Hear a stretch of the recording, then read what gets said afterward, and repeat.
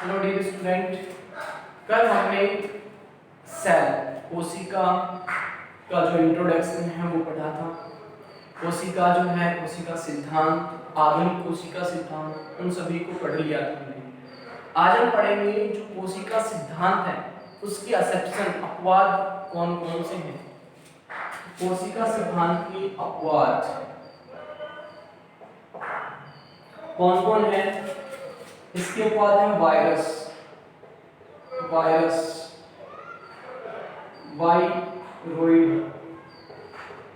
Viroid और prion. ये कोशिका सिद्धांत की क्या है? अपवाद है। इनमें से जो वायरस है इसको आगे हम डीपली पढ़ेंगे। वायरस जो है आगे जो वायरस को डीपली पढ़ेंगे। वायरस जो है, जैसे कि आज के दिन कोरोना वायरस चल रहा है, वायरस जो है इसका जो साइज होता है बहुत छोटा होता है, बहुत छोटा।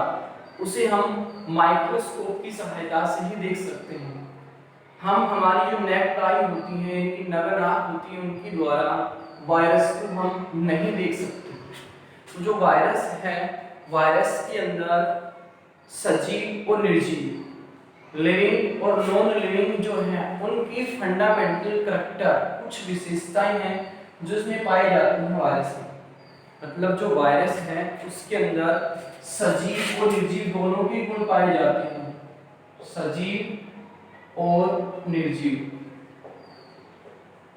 सजीव जिसमें क्या होती है? लाइफ, जीवन होता है, मेटाबॉलिक रिएक्शन होती है, उपापचयिक क्रियाएं होती हैं, जैसे श्वसन, उत्सर्जन, पाचन, ब्लड सर्कुलेशन, रिप्रोडक्शन, प्रजनन, गमन, वृद्धि, ये सभी क्या है?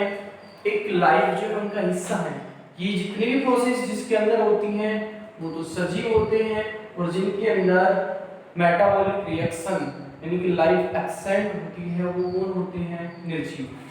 तो सजीव और निर्जीव दोनों के बीच की योजक कड़ी क्या है? वायरस। क्यों? क्योंकि जब वायरस बॉडी के अंदर होता है, शरीर के अंदर होता है, तो सजीव होता है, और बॉडी के जैसे ही बाहर रहेगा, बॉडी के बाहर रहेगा तो कैसा रहता है? निर्जीव। दैट मीन्स वायरस में सजीव और निर्जीव दोनों की क्या होते हैं? लक्षण, दोनों की विशेषताएं, दोनों के गुण उपस्थित होते हैं। इसलिए वायरस को सजीव और निर्जीव दोनों के बीच की योजक कड़ी कहा जाता है। क्लियर? उसके बाद अब हम बात कर लेते हैं इनकी फादर्स की, जनक जो है उनकी। तो कोशिका विज्ञान जो है, कोशिका विज्ञान, उसके जो जनक हैं वो है रॉबर्ट हुक। कोशिका विज्ञान के जनक कौन है? Robert Hooke. आधुनिक कोशिका विज्ञान, आधुनिक कोशिका विज्ञान की जनक वो है सीपी स्वानसन।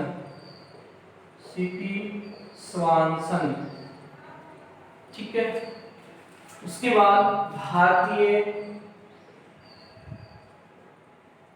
कोशिका विज्ञान की जनक वो है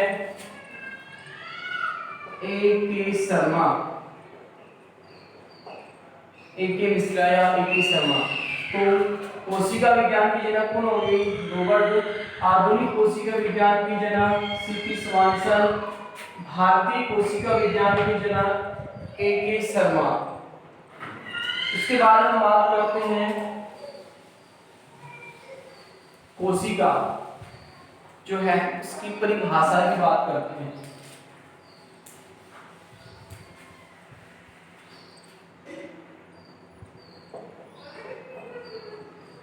कोशिका जो है इसकी डेफिनेशन, परिभाषा की बात करते हैं। कोशिका जो होती है वो शरीर की सबसे छोटी इकाई होती है, नंबर एक बात। इसके अलावा हमने कोशिका सिद्धांत जो पढ़ा था उसमें पढ़ा था कोशिका शरीर की संरचनात्मक, क्रियात्मक और आनुवांशिक इकाई होती है। कोशिका शरीर की संरचनात्मक, क्रियात्मक और आनुवंशिक इकाई होती है। इसके अलावा जो कोशिका है, उस कोशिका के अंदर, ये जैसी कोशिका है, उस कोशिका के अंदर जो द्रव भरा होता है उसको बोलते हैं जीव द्रव्य। जीव द्रव्य यानी कि कोशिका जो है, कोशिका के अंदर कोशिका झिल्ली से आवृत, ये चार तरह की होगी कोशिका झिल्ली, सेल मेम्ब्रेन, कोशिका झिल्ली। तो कोशिका के अंदर कोशिका झिल्ली से आवृत क्या उपस्थित होता है? जीव द्रव्य। और इस जीव द्रव्य के अंदर जीवन में कभी ना कभी एक, इसके अंदर कभी ना कभी एक या एक से अधिक न्यूक्लियस केंद्रक उपस्थित होते हैं। इसमें जीव द्रव्य में कभी ना कभी एक या फिर एक से अधिक केंद्रक क्या होते हैं? उपस्थित होते हैं। यह है कोशिका की परिभाषा। ठीक है। उसके बाद एक साइंटिस्ट था हर्टविग।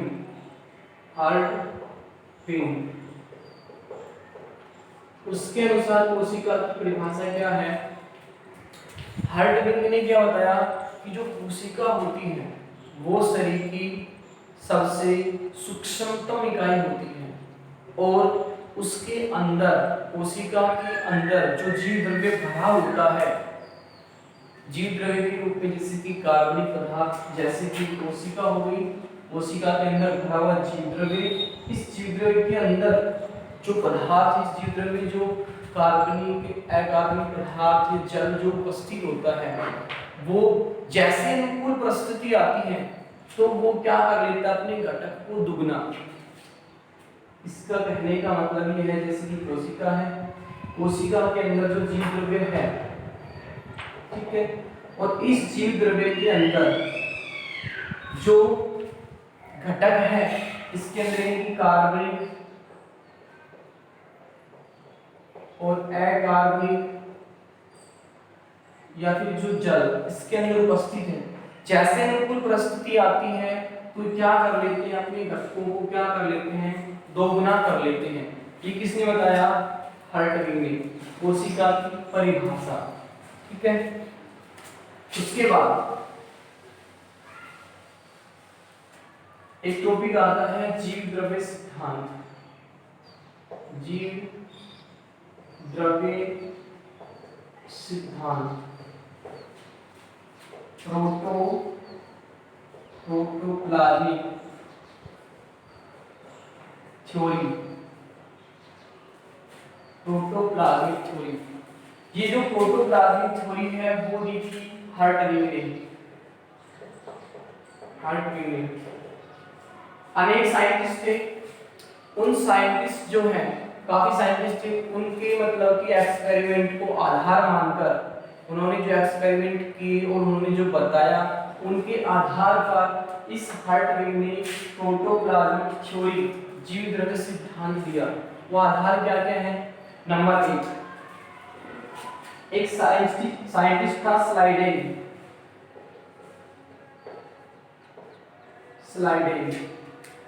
इसने बताया कि जो कोशिका है, इस कोशिका के अंदर, ये कोशिका है, ये कोशिका झिल्ली, इसके अंदर जो जीव द्रव्य भरा होता है उसको, उस जीव द्रव्य को स्लाइडेन ने रस नाम दिया। रस या फिर अपवंग। इसलिए स्लाइडेन ने इस कोशिका के अंदर भरे हुए द्रव को क्या नाम दिया? रस। नंबर 2 ड्यूजार्डिन।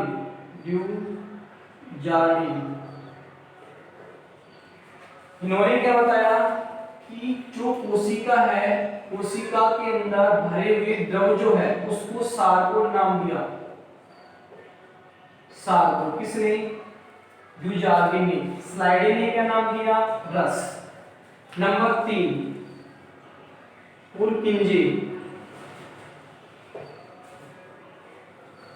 पुरकिंजे ने कोशिका है, उस कोशिका के अंदर जो भरा हुआ द्रव्य है उसको नाम दिया जीव द्रव्य। क्या नाम दिया? जीव द्रव्य। नंबर 4 हेक्सरे। हेक्सरे क्या होता है कि जो जीव द्रव्य है, कोशिका के अंदर भरा हुआ जो जीव द्रव्य है उसे जीवन का भौतिक आधार बताया। जीवन का भौतिक आधार, जीवन का भौतिक आधार क्या होता है? जीव द्रव्य। ये किसने बताया? हेक्सले ने। तो इन 4 वैज्ञानिकों ने इस जीव द्रव्य के अलग अलग नाम दिए, यानी कि कोशिका के अंदर भरा हुआ जो द्रव्य है उसको क्या किया? अलग अलग नाम दिए। इन चारों को आधार मानकर हर्टविग ने जीव द्रव्य सिद्धांत दिया। और उस जीव द्रव्य सिद्धांत जो है वो क्या है? वो जीव द्रव्य सिद्धांत ये है कि जो कोशिका है, जो कोशिका है उस कोशिका में कोशिका झिल्ली, ये कोशिका झिल्ली होगी, ये कोशिका, तो कोशिका में कोशिका झिल्ली से आवृत जो जीव द्रव्य होता है उसमें अनेक कार्बनिक व अकार्बनिक पदार्थ उपस्थित होते हैं। अनेक कार्बनिक व अकार्बनिक पदार्थ उपस्थित होते हैं। इनके अलावा जो जीव द्रव्य है उसमें, जो जीव द्रव्य है उसमें सजीव गुण पाए जाते हैं। सजीव गुण, इसका मतलब मैंने अभी आपको बताया था सजीव गुण, जिसमें उपापचयी क्रियाएं उपस्थित हों, जैसे श्वसन, उत्सर्जन, पाचन, प्रजनन, परिसंचरण, गमन, वृद्धि, वो सभी जो विशेषताएं, वो सभी जो करैक्टर, वो सभी जो लक्षण उपस्थित होते हैं वो क्या होते हैं? सजीव। इसका मतलब प्रोटोप्लाज्म है, जो जीव द्रव्य है उसमें क्या पाए जाते हैं? सजीव गुण भी पाए जाते हैं। ये किसने बताया? हर्टविग ने। ठीक है, हर्टविग ने क्या बताया कि कोशिका के अंदर कोशिका झिल्ली से आवृत जीव द्रव्य उपस्थित होता है, जिसमें अनेक कार्बनिक व अकार्बनिक पदार्थ उपस्थित होते हैं। इनके अलावा जो जीव द्रव्य है इसमें क्या पाए जाते हैं? सजीव गुण पाए जाते हैं। ये था हर्टविग का जीव द्रव्य सिद्धांत। क्लियर? उसके बाद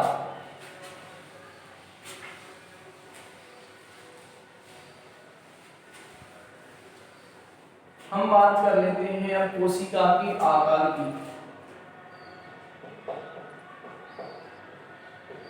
कोशिका की आकृति, आकार व संरचना।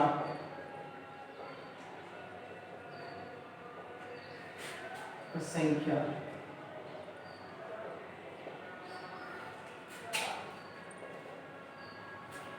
कोशिका जो है प्रत्येक जीव में, एनिमल्स, प्लांट्स, माइक्रो ऑर्गेनिज्म जो सभी हैं, प्रत्येक जीव में जो कोशिका है उसकी जो आकृति है वो अलग अलग प्रकार की होती है। यहाँ तक एक जीव के अंदर, जैसे कि हमारे किसी एक प्राणी के अंदर भी जो कोशिका है उसकी आकृति अलग अलग होती है।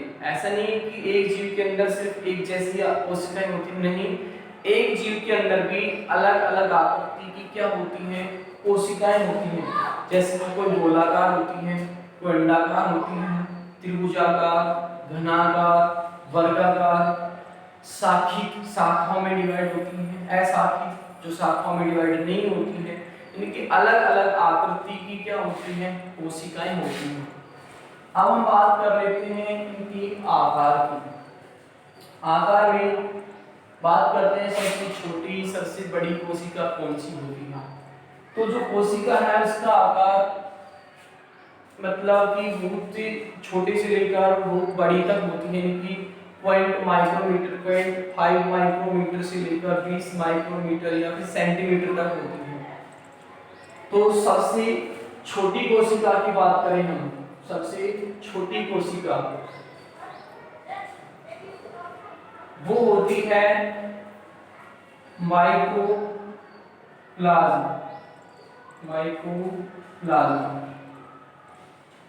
माइकोप्लाज्मा जो कोशिका है वो वास्तव में एक जीवाणु है।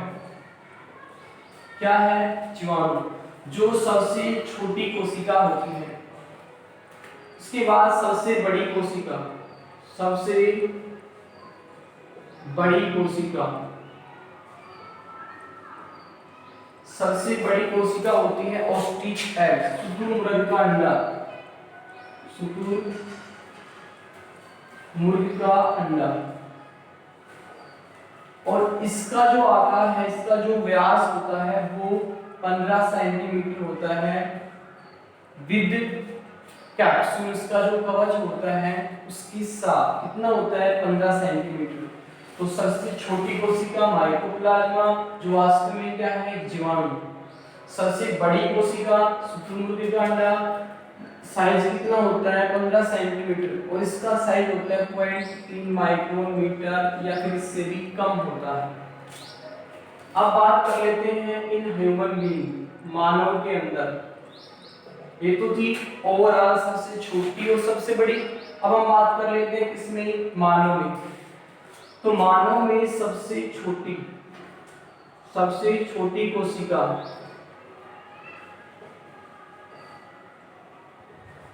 सबसे छोटी कोशिका होती है, यदि हम साइज की बात करें, सबसे छोटी कोशिका होती है, साइज की बात करें तो ग्रेन्यूल सेल, ग्रेन्यूल कोशिका। ये जो ग्रेन्यूल कोशिका होती है, ये जो पश्च मस्तिष्क पीछे वाला जो भाग होता है, पीछे बिल्कुल सबसे पीछे पश्च मस्तिष्क, वहां पर उपस्थित होती है ग्रेन्यूल सेल्स। इसकी बात करें तो साइज की, यदि हम इसकी अमाउंट, इसकी जो वॉल्यूम है, अमाउंट की बात करें तो वो होती है शुक्राणु स्पर्म सेल, शुक्राणु स्पर्म सेल। तो यदि हम बात करें मानव में सबसे छोटी कोशिका, यदि साइज की बात करें तो वो कौन सी होती है? ग्रेन्यूल सेल्स, जो कहाँ होती हैं? पश्च मस्तिष्क का जो सेरिबेलम वाला पार्ट होता है वहां पर उपस्थित होती है। यदि हम इसके अमाउंट की बात करें, इसकी वॉल्यूम की बात करें तो सबसे छोटी कोशिका कौन सी होती है? शुक्राणु होती है। ठीक है। अब यदि बात करें मानव में सबसे बड़ी कोशिका, सबसे बड़ी कोशिका मानव में, तो वो होती है फीमेल में, जो महिला होती है उनमें, वो होती है अंडाणु। सबसे बड़ी कोशिका शरीर के अंदर कौन सी होती है? अंडाणु होती है। अब हम बात करें सबसे लंबी कोशिका की शरीर में, सबसे लंबी कोशिका वो होती है तंत्रिका कोशिका, तंत्रिका कोशिका। इसका साइज होता है 93 सेंटीमीटर। कहाँ उपस्थित होती है तंत्रिका कोशिकाएं? ब्रेन, मस्तिष्क में होती हैं। ठीक है।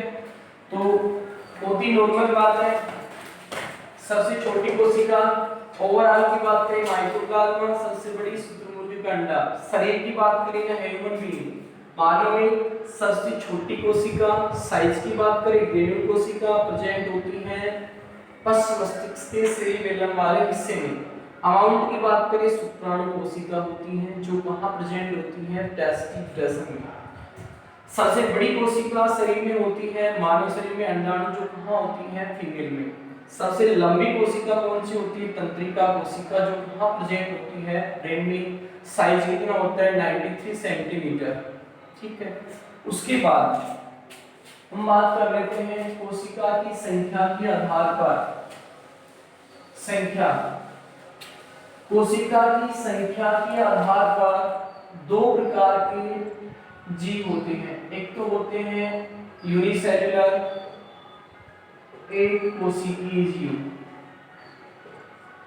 और एक होते हैं बहुकोशिकीय जीव, बहुकोशिकीय जीव। एक कोशिकीय जीव का मतलब कि वे जीव जिनमें उनकी कंप्लीट जो बॉडी है वो एक कोशिका के अंदर ही क्या होती है? समाहित होती है। जैसे आपने कोशिकीय जीव 11th क्लास में पढ़े थे, मोनेरा, मोनेरा के लिए कौन कौन से आते हैं, जैसे कि अमीबा, यूग्लिना, वो सभी कैसे होते हैं, एक कोशिकीय होते हैं। और वो उस एक कोशिका के द्वारा ही अपनी सभी मेटाबॉलिक की जो क्रियाएं होती हैं उनको क्या कर लेते हैं, कंप्लीट। मेटाबॉलिक क्रियाएं जैसे कि श्वसन, उत्सर्जन, पाचन, ये सभी क्रियाएं क्या कर लेते हैं, उस एक कोशिका के द्वारा ही संपन्न कर लेते हैं। तो एक कोशिकीय जीव है, इसका एग्जाम्पल कौन होगा, मोनेरा। पंच जगत अवधारणा, मोनेरा और प्रोटिस्टा। ठीक है, बहुकोशिकीय जीव का मतलब वे सभी प्राणी जिनमें प्रत्येक कार्य को करने के लिए एक स्पेसिफिक, एक पर्टिकुलर, एक ऑर्गन, अंग उपस्थित होता है, जैसे कि भोजन की पाचन के लिए आमाशय, ब्लड सर्कुलेशन के लिए हार्ट, रेस्पिरेशन श्वसन के लिए लंग्स, और जो किडनी है ब्लड प्योरिफिकेशन के लिए, या फिर वेस्टेज जो नाइट्रोजन अपशिष्ट पदार्थ होते हैं उनको निकालने के लिए किडनी होती है। यानी कि प्रत्येक कार्य को करने के लिए एक स्पेसिफिक, एक पर्टिकुलर अंग जो है वो उपस्थित होता है। ठीक है, तो वो कैसे जीव होते हैं, बहुकोशिकीय जीव। एग्जाम्पल फंजाई, प्लांटी और एनिमेलिया।